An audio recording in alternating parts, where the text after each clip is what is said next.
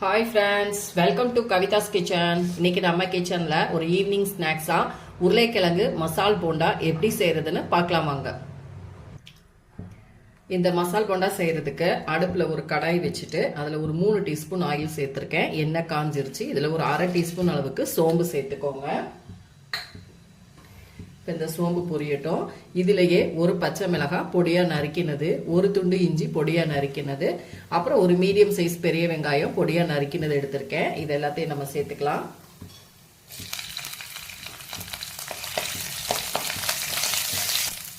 இப்போ பச்சை மிளகாய் சேர்த்துக்கோங்க. காரம் உங்களுக்கு எவ்வளவு தேவையோ அந்த அளவுக்கு நீங்க பச்சை மிளகாய் சேர்த்துக்கோங்க. நான் ஒன்று மட்டும் தான் சேர்த்துருக்கேன். இதுலேயே நம்ம கட் பண்ணி வச்சுருந்த வெங்காயத்தையும் சேர்த்துட்டு நல்லா வதக்கிக்கலாம்.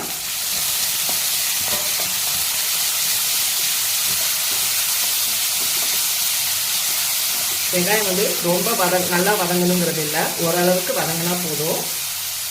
இப்போ இதில் இந்த வெங்காயம் வதங்குறதுக்கு அளவாக நம்ம உப்பு சேர்த்துக்கலாம்.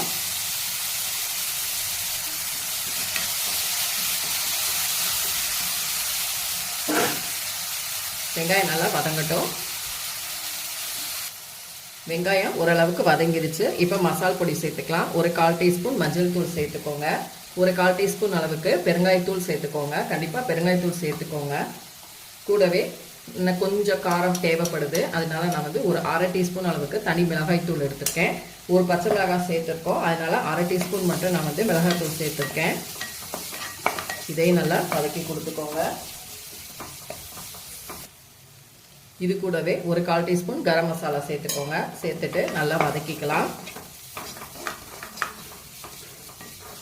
இப்போ இதுல நம்ம வேக வச்ச உருளைக்கிழங்கு சேர்த்துக்கலாம். நான் ஒரு 4 உருளைக்கிழங்கு நல்லா வேக வச்சுட்டு தோலை எடுத்துட்டு மசிச்சு வச்சிருக்கேன்.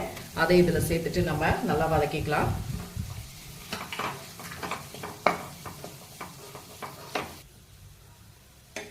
இப்போ இது கூடவே பொடியா நறுக்கின மல்லி இலை சேர்த்துட்டு நம்ம ஸ்டவ் ஆஃப் பண்ணிடலாம். அவ்வளவுதான், நமக்கு ஸ்டஃபிங் ரெடியா இருக்கு.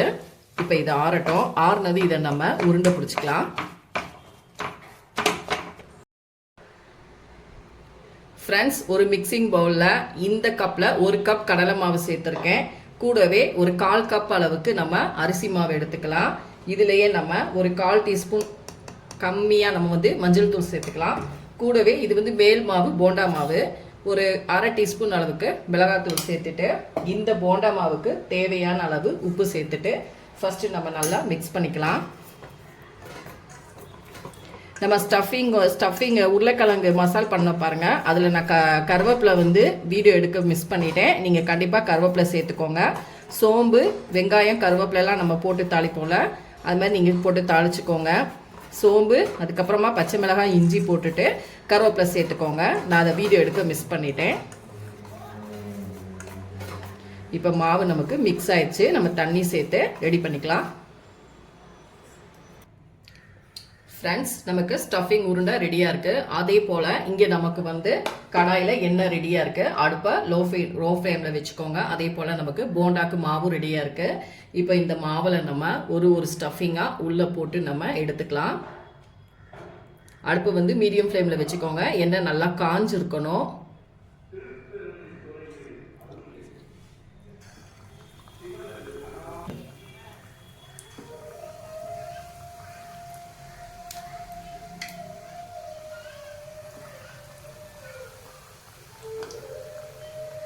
நான் ஒரு 4 நாளா போட்டு எடுத்துக்கிறேன். இப்போ இது வேகட்டும். ஃப்ரெண்ட்ஸ், ஒன் சைடு நமக்கு வெந்துருச்சு. இப்போ நம்ம திருப்பி போட்டுக்கலாம். இப்போ இன்னொரு சைடு வெந்தது நம்ம எடுத்துக்கலாம். ஃப்ரெண்ட்ஸ், நமக்கு இன்னொரு பக்கம் நல்லா வெந்துருச்சு. இப்போ நம்ம எண்ணெயிலிருந்து ஒரு பிளேட்டுக்கு எடுத்துக்கலாம். ஃப்ரெண்ட்ஸ், இதே போல மீத இருக்கிற நம்ம உருண்டைகளையும் போண்டா போட்டு எடுத்துட்டு வந்துடலாம்.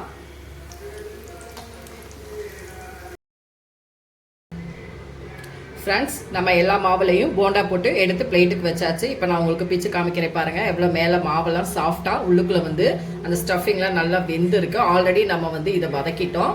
நல்ல அருமையான ஒரு ஈவினிங் ஸ்நாக்ஸா மசால் போண்டா, உருளைக்கிழங்கு மசால் போண்டா ரெடி ஆயிடுச்சு. கண்டிப்பாக நீங்களும் இதே போல் செஞ்சு பாருங்கள். செஞ்சு பார்த்துட்டு என்னோட வீடியோஸை லைக் அண்ட் ஷேர் பண்ணுங்கள். மறக்காமல் கவிதாஸ் கிச்சனுக்கு சப்ஸ்கிரைப் பண்ணிக்கோங்க. கூடவே பெல் பட்டனை கிளிக் பண்ணுங்கள். அப்போ தான் நம்மளோட வீடியோஸ் எல்லாமே உங்கள் நோட்டிஃபிகேஷனுக்கு வரும். அடுத்த வீடியோவில் உங்களை சந்திக்கிறேன். தேங்க்யூ.